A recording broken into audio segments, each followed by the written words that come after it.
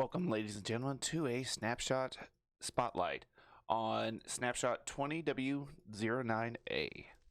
Now, I haven't done any snapshots on the new nether update, and I'm actually quite impressed with these. The new biomes, this is a crimson forest biome. I didn't spawn over here whenever I went through the nether portal. I spawned way over there, but there's a reason I'm over in this area. Now, there's quite an interesting new sounds that are going on here. I mean, take these logs. Yeah, they sound kind of interesting, and I don't think they're dependent on which way they're going. But yeah, this new sound is kind of interesting. But yeah, we get a lot of new sounds, which, okay.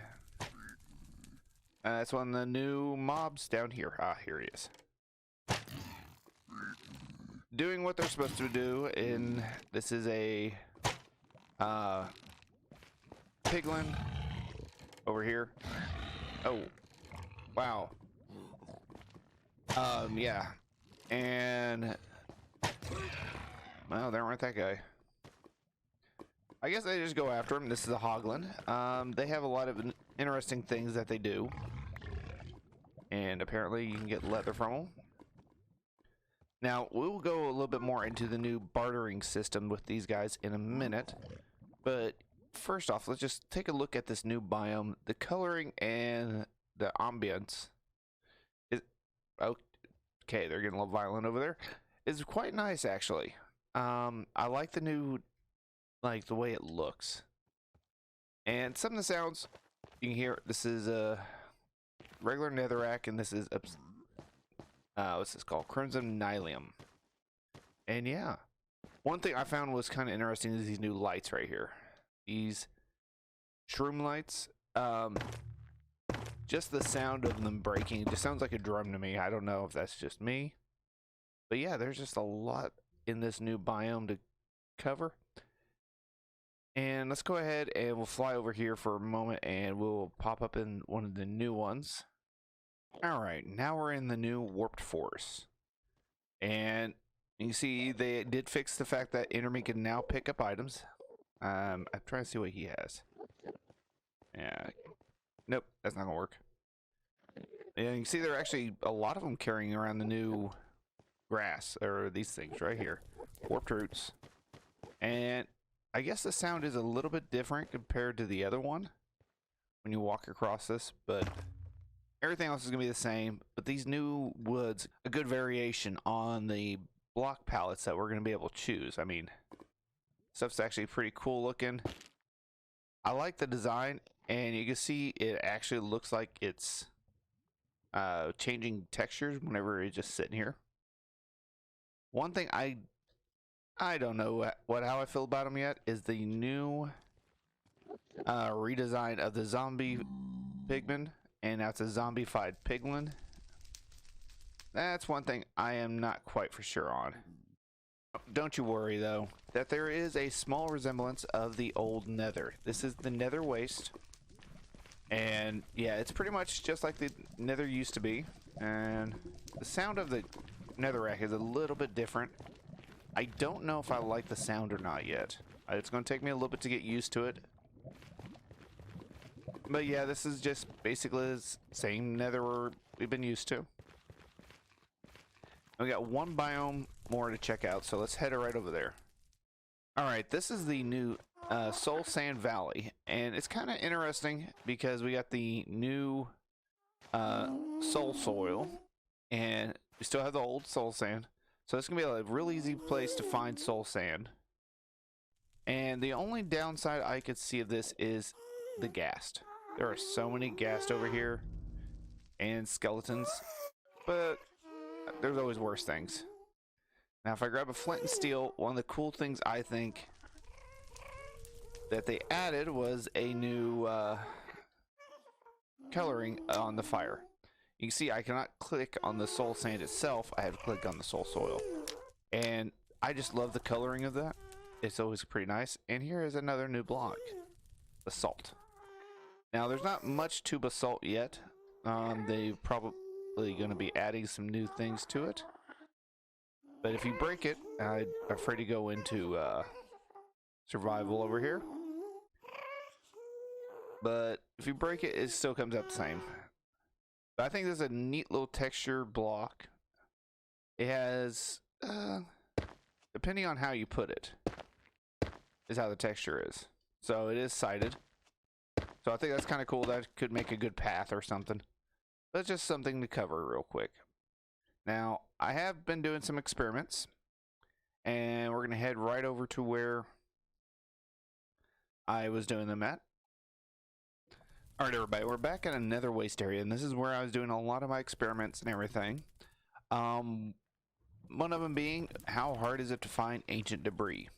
Ancient debris, this is if we turn on F3G and look at the chunks, I've taken out quite a few chunks. I believe this is, it's about 6 chunks. 2, 3, 4, 5, 6 chunks right here. And the reason I kind of left this is because you can still, it's pretty much the same thing no matter what. Now, looking around, I have taken out all the extra things, even all the way up there. So ancient debris is actually very hard to find. Like I said, there's only supposed to be, I think, possibly 3 in each chunk. And like in this one, you only found 1. Which, don't get me wrong, there could be like more down here, but I could not see any more. And the one thing I thought that was kind of interesting, I've seen everybody going down low for it. And yeah, here's like a remnants of 3. Now, if we take and look at the chunks, it is in this chunk right here. Now, oh, what the heck? Nether quartz. Now, if we come all the way back up here, this is what it gets kind of interesting. Now, they're saying it only spawned in 1 chunk. So, here's 2 more. So, that's 5. So, I don't know if this was on purpose, but you can see this is still in the same chunk as that down there. And we take a look at our position. I'm at Y level 105. So, that is kind of interesting. So, there is actually 5 in this chunk. And I didn't see really any down here. There's 1 right here. And yeah, I didn't see any. So I don't know if that's going to be a thing where it's actually spawning up higher. Because in this chunk, I did not see any. I just thought that was kind of interesting. Now, like I said, I removed all the netherrack and everything else out of these chunks. Just to give you guys an idea on how rare it is. And that took me quite some time. Luckily, I can use commands right now. But that's all I did, is I used some commands and cleared all this out. But yeah, there's not that many of these. So, and taking 4 of these to make 1. Yeah, it is more populated down here towards the bottom. But this is just giving you a good idea of where they spawn at and how they spawn. So now let's go into another new block. The crying obsidian. Now there's no way to find this yet, except through the bartering system. Now we'll get in a little bit more detail on the bartering system in a minute. I think the effects that the crying obsidian it has is actually quite nice. Matter of fact, I actually set up some command blocks with those particles. So here's the first one. This is falling. Thought this was kind of cool looking. Now you have dripping, which you can kind of see it just sitting there. Takes a second for it to fall, but. And then you have landing tears, which moves really fast, but you can see they're a little bit different. But I think it's actually kind of cool. Alright everybody, another interesting block that was added to the game, another redstone mechanic, which I am glad to see another one being added, is the target block. The target block, whenever it's set down, it sounds just like a hay bale. I don't know if that's a default sound it's going to have or what, but I can see it because of the recipe for it. It has a hay bale in the middle with redstone, so it's pretty cheap craft. What this does is it actually sends a redstone signal how close you get to the bullseye. You can see it lit up right there. So let me go ahead and take aim. But if I shoot here on the edge over here, I only get a redstone power of 3, I think. Oh, wait, that didn't work. So it does depend on where you're shooting at. Let's go and get this up, and we can take a look. But the closer you get, the higher amount of redstone signal it gives. So you can make this in some interesting builds. Now, another thing is, let's go ahead and take off that. If we hit a bullseye, there is a new achievement actually in the thing.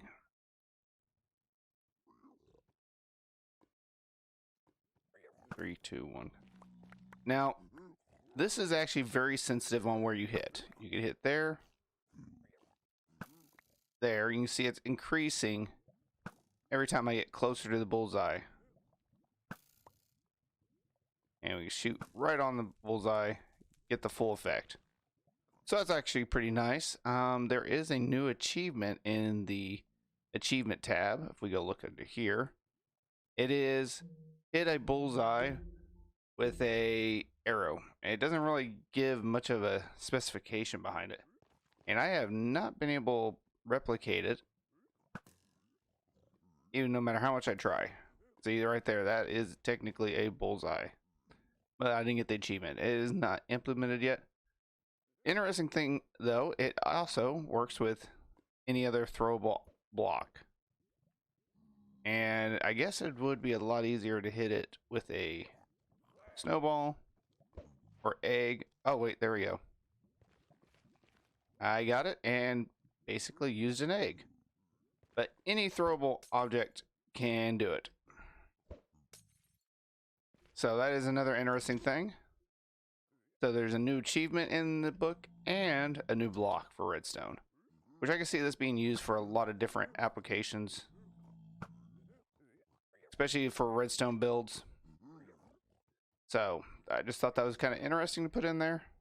An interesting new mechanic added by the netherite block is the fact that it is the first movable explosive proof block that is in the game. Normally we would use obsidian, and obsidian cannot be pushed by a piston, but the new netherite block can be. Now this is going to be very expensive because it's going to take 36 ancient debris just to make one of these. So that's going to be quite a few chunks you're going to have to clear out just to make this. But to prove that it is blast resistant completely, alright. But you can see that even if I blow it up, and nothing happens. But the same thing is actually can be said about the ancient obsidian. So you can basically just go like that. If you're trying to mine for it, just use some TNT and there you go. Now the ancient debris is also movable by a piston. So like I said, there is a few different things you can do. If you want to go kind of the cheap route, you can do this. So it's a little bit less expensive than getting 36 of those. One thing I did just find out, it was actually quite interesting, is the fact that we know obsidian is actually blast resistant. You can see this is still blast resistant to the new crying obsidian. And let it blow up, nothing happens. But one thing I did find out, I don't know if this is a bug, it is pushable. So this could make some interesting new features if they make this into the nether portal, which right now it's not. I can get a flint and steel and prove it to you that all you do is basically just light it. It's not a portal yet. It may be in the future, but for right now it is another movable object that is also blast resistant. And yeah, so I think that's kind of cool. So just adding that in there real quick. You can see I got a little happy with the beds over here. Now in this shulker box I have all the different types of crimson and warped items. that you're gonna find, and like I said, it's gonna cause a lot of different things that you can do. Now, the one thing I'm not really keen about is the doors. I think they look kind of cool. Don't get me wrong, but I don't know. I can't really think of much with the doors, but like I said, it's going to give us a lot of different choices when it comes to our block palace. Now, I can see people building a lot more nether bases in the future, especially with this update. And with all these new blocks, it seems like it's going to be kind of cool. These are my test subjects over here. You can see there's quite a few of them in there, and yeah. Now, I gave each one of these 200 pieces of gold, which the bartering system is quite interesting. If we can take one of them. All right, the bartering system. Let's see if I can get a big one. If you give it to him and wait for him to give him his trade,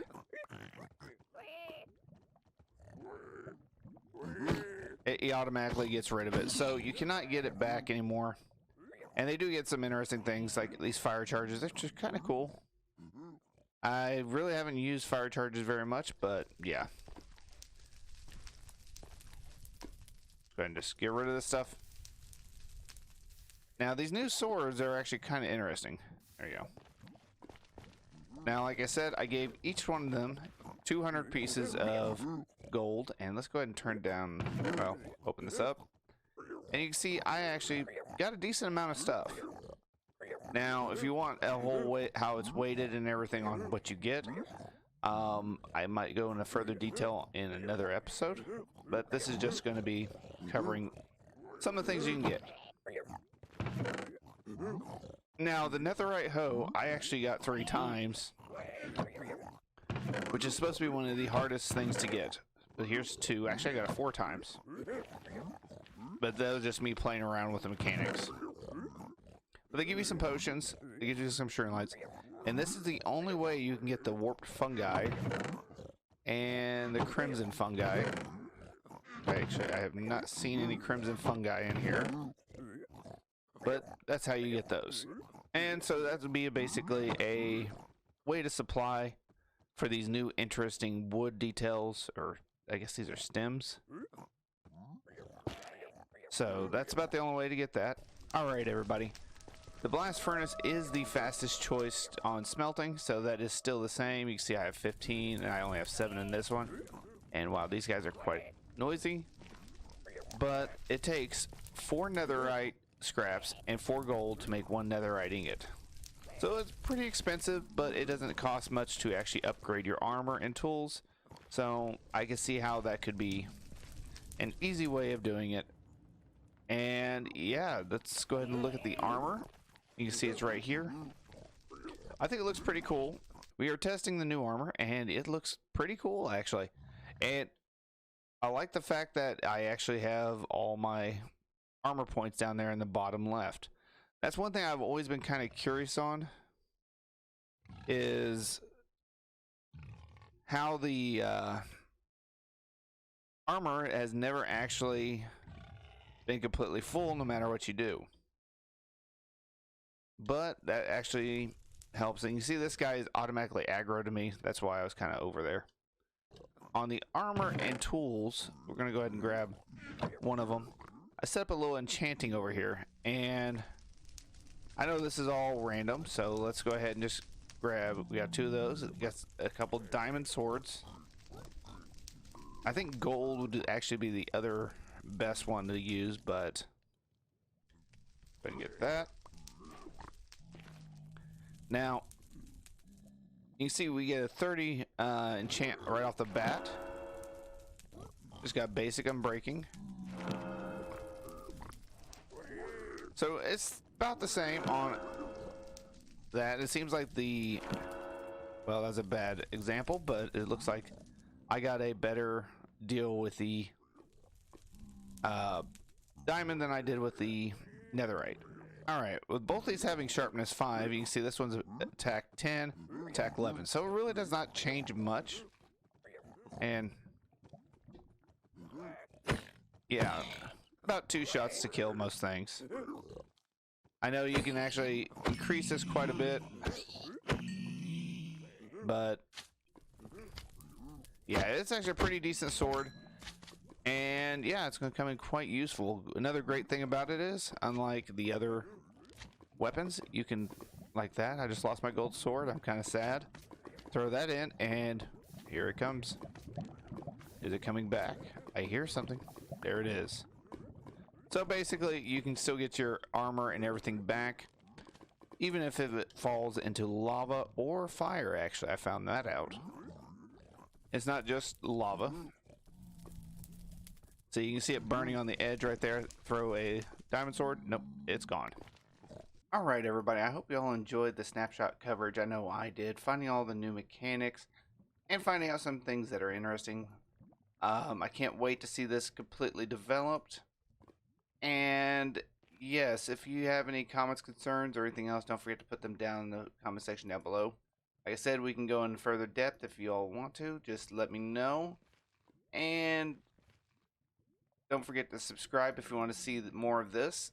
And until next time, this is EnigmaCraft86 saying take it easy, everybody. Later.